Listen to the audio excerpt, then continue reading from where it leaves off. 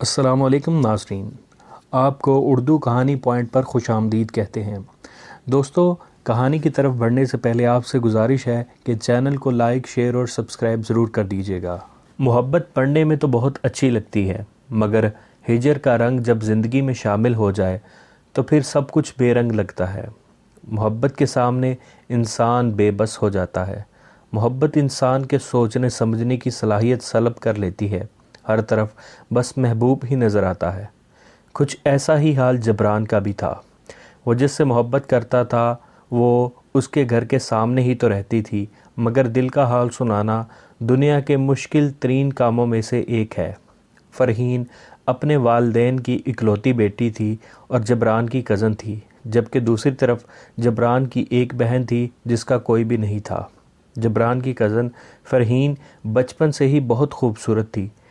اس کی بڑی بڑی حسین آنکھیں کاجل لگانے کی وجہ سے اور بھی زیادہ پرکشش لگتی تھیں، اور جبران کو تو بچپن سے ہی فرحین سے بے پناہ محبت تھی، اور بچپن سے وابستہ کوئی بھی یاد بھلائی نہیں جا سکتی۔ یہ تو پھر جیتی جاگتی محبت تھی جس نے اس کی رگ رگ میں بے چینی پھیلا رکھی تھی۔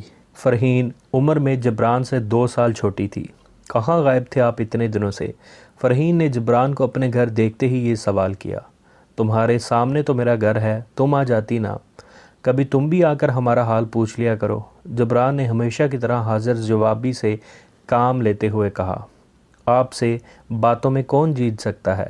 فرحین نے بچپن کی طرح اپنی ہار تسلیم کرتے ہوئے کہا۔ چلو آج آئس کریم کھانے چلتے ہیں، نورین کو بھی ساتھ لے جاتے ہیں، کیا خیال ہے تمہارا؟ جبران نے فرحین کی کمزوری کا ذکر کرتے ہوئے کہا۔ فرحین کو آئس کریم بہت پسند تھی۔ جی جی، کیوں نہیں، نیکی اور پوچھ پوچھ، میں شام میں تیار ہو کر آپ کے گھر آ جاؤں گی، فرحین نے اپنے چہرے پر خوشی سجاتے ہوئے کہا۔ یہ کیا کر دیا بھائی آپ نے؟ مجھ سے پوچھے بنا پروگرام فائنل کر لیا؟ میرا کل گرینڈ ٹیسٹ ہے اور میں پڑھائی کے معاملے میں کسی قسم کا کمپرومائز نہیں کر سکتی، نورین نے 2 ٹوک انداز میں اپنا فیصلہ سنا دیا۔ اگلے ہی لمحے دروازے پر دستک ہوئی۔ جبران کے سامنے بلو کلر کا فراق زیب تن کیے اس کی زندگی کی رونق فرحین کھڑی تھی۔ لمبے لمبے سیاہ بال فرحین کے شانوں تک بکھرے ہوئے تھے، اور اس کی بڑی بڑی آنکھیں کاجل لگانے کے سبب بہت خوبصورت لگ رہی تھیں۔ سوری فرحین، میں آج تمہارے ساتھ نہیں جا سکتی، کل میرا گرینڈ ٹیسٹ ہے، نورین نے فرحین کو اپنے نہ جانے کی وجہ بتا دی۔ چلو فرحین، ہم چلتے ہیں، پھر اس کو پڑھ لینے دو۔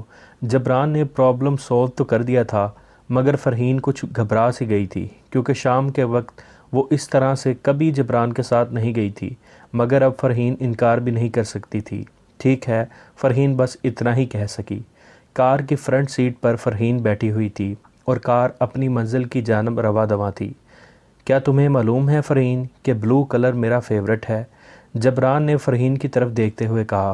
سامنے دیکھیں، احتیاط سے ڈرائیونگ کیجیے، فرحین نے سامنے سے آتے ہوئے ٹرک کو دیکھتے ہوئے کہا۔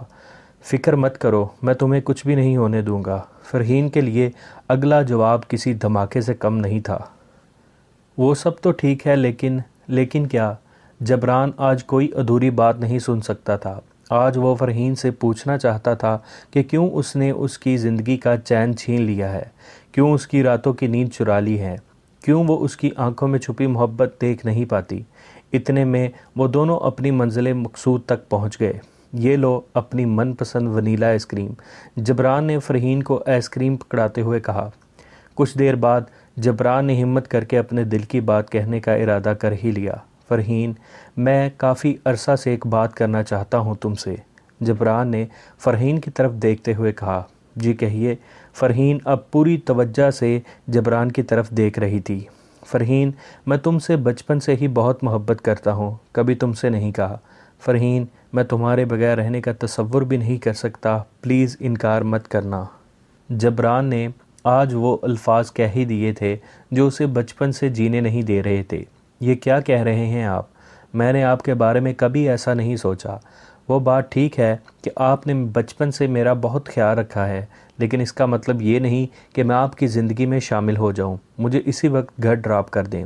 یہ کہتے ہی فرحین کی آنکھوں سے آنسو ٹپ ٹپ گرنے لگے۔ خدا کے لیے فرحین آنسو مت بہاؤ، میں تمہارا رونا برداشت نہیں کر سکتا۔ آج کے بعد تمہیں جبران سکندر کی وجہ سے کوئی دکھ نہیں ملے گا۔ جبران یہ کہتے ہوئے اٹھ کھڑا ہوا اور چند لمحوں بعد وہ دونوں کار میں بیٹھ گئے۔ واپسی کے دوران ان دونوں کے درمیان کوئی بات نہیں ہوئی۔ اس واقعے کے 2 دن بعد جبران اپنے دوست کے پاس کراچی چلا گیا۔ نہ جانے ایسا کیوں ہوتا ہے کہ جو لوگ ہماری بے حد کیئر کرتے ہیں ہمیں ان کی زندگی میں تو ان کی قدر نہیں ہوتی، اور جب وہ ہم سے دور ہو جاتے ہیں تو ہمیں ان کی یاد ستانے لگتی ہے۔ آج 10واں دن تھا جبران کو کراچی گئے ہوئے۔ آج فرحین کو اس کے بچپن کا واقعہ یاد آ گیا جب سلپ ہونے کی وجہ سے اس کے پاؤں میں موچ آ گئی تھی۔ جبران روزانہ فرحین کے گھر اسے دیکھنے آتا تھا۔ فرحین سے زیادہ جبران پریشان تھا، اور ایک بار تو جبران نے فرحین کا چھٹیوں کا کام بھی کر دیا تھا۔ جبران کی ہینڈ رائٹنگ بہت خوبصورت تھی اور اس وجہ سے فرحین کو بیسٹ ورک کا ٹائٹل بھی ملا تھا، اور آج خود فرحین نے ہی جبران سے اس کے جینے کی وجہ چھین لی تھی۔ آج اسے جبران کی کیفیت کا احساس ہو رہا تھا۔ اب فرحین کے لیے ایک ایک دن کاٹنا مشکل ہو رہا تھا۔ آج اس کا دل بہت اداس تھا۔ اس نے خود پر جو لا علمی کا خول چڑھا رکھا تھا اسے اس محبت کے اثر نے چند ہی دنوں میں اتار پھینکا تھا۔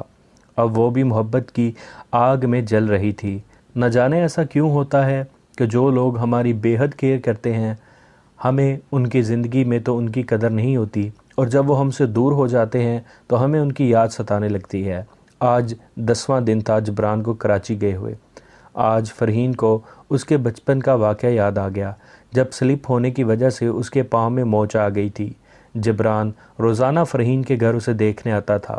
فرحین سے زیادہ جبران پریشان تھا، اور ایک بار تو جبران نے فرحین کا چھٹیوں کا کام بھی کر دیا تھا۔ جبران کی ہینڈ رائٹنگ بہت خوبصورت تھی، اور اس وجہ سے فرحین کو بیسٹ ورک کا ٹائٹل بھی ملا تھا، اور آج خود فرحین نے ہی جبران سے اس کے جینے کی وجہ چھین لی تھی۔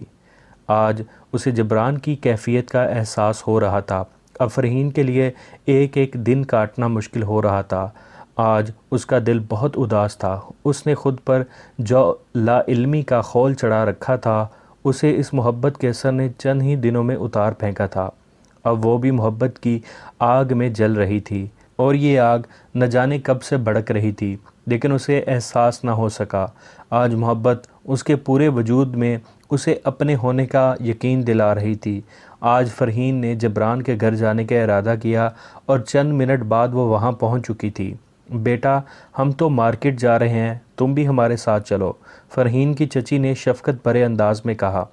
نہیں، آپ لوگ جائیں، میں یہیں رک جاتی ہوں، میرا دل نہیں چاہ رہا بازار جانے کا، فرحین نے اپنے شکستہ لہجے کو چھپاتے ہوئے کہا۔ ٹھیک ہے فرحین بیٹا، یاد سے دروازہ لاک کر لینا، میں اور نرین کچھ دیر تک آ جائیں گے، اگر دیر ہوگی تو تمہیں کال کر کے بتا دیں گے۔ فرحین کی چچی یہ کہتے ہوئے بازار کی طرف روانہ ہو گئیں۔ ان کے جانے کے بعد فرحین کو یاد آیا کہ اس کا سیل تو گھر ہی رہ گیا ہے۔ فرحین جبران کے کمرے میں جا کر بیٹھ گئی۔ اسے بے اختیار رونا آ گیا۔ تم واپس کیوں نہیں آ جاتے جبران؟ تم تو مجھے روتا نہیں دے سکتے تھے، اب دیکھو میں تو ہنسنا بھی بھول گئی ہوں۔ ٹھیک ہے فرحین بیٹا، یاد سے دروازہ لاک کر لینا، میں اور نرین کچھ دیر تک آ جائیں گے، اگر دیر ہوگی تو تمہیں کال کر کے بتا دیں گے۔ فرحین کی چچی یہ کہتے ہوئے بازار کی طرف روانہ ہو گئیں۔ ان کے جانے کے بعد فرحین کو یاد آیا کہ اس کا سیل تو گھر ہی رہ گیا ہے۔ فرحین جبران کے کمرے میں جا کر بیٹھ گئی۔ اسے بے اختیار رونا آ گیا۔ تم واپس کیوں نہیں آ جاتے جبران؟ تم تو مجھے روتا نہیں دے سکتے تھے، اب دیکھو میں تو ہنسنا بھی بھول گئی ہوں۔ تم جو چاہے مجھے سزا دے لینا، مگر پلیز واپس آ جاؤ۔ فرحین یہ کہتے ہوئے زارو قطار رونے لگی۔ اگلے ہی لمحے فرحین کو ایسا لگا کہ اسے پیچھے سے کسی نے پکارا ہے۔ جب اس نے پلٹ کر دیکھا تو دروازے پر جبران کھڑا تھا۔ اچھا، تو میری یاد میں آنسو بہائے جا رہے ہیں؟ مجھ پر جتنے چاہے ستم ڈالیجئے، مگر خود پر ظلم نہ کریں فرحین۔ جبران نے فرحین کے قریب کھڑے ہوتے ہوئے کہا۔ دوبارہ ایسا مت کیجیے گا، فرحین نے پلکیں جھکاتے ہوئے کہا۔ گھر کا دروازہ تو لاک کر کے بیٹھا کریں مس فرحین، میرے جانے کے بعد آپ تو بہت بہادر ہو گئی ہیں، جبران نے مسکراتے ہوئے کہا۔ مجھے تو یاد ہی نہیں رہا۔ فرحین کو اپنی چچی کی ہدایت یاد آ گئی۔ فرحین کہاں کھوئی رہتی ہو؟ جبران نے فرحین کی زلفوں کو اس کے کانوں کے پیچھے کرتے ہوئے کہا۔ فرحین مسکراتے ہوئے تیزی سے اپنے گھر کی طرف چلی گئی۔ جبران کے آتے ہی اس کی تمام الجھنیں ختم ہو گئیں، اسے اپنا پہلا پیار مل گیا تھا۔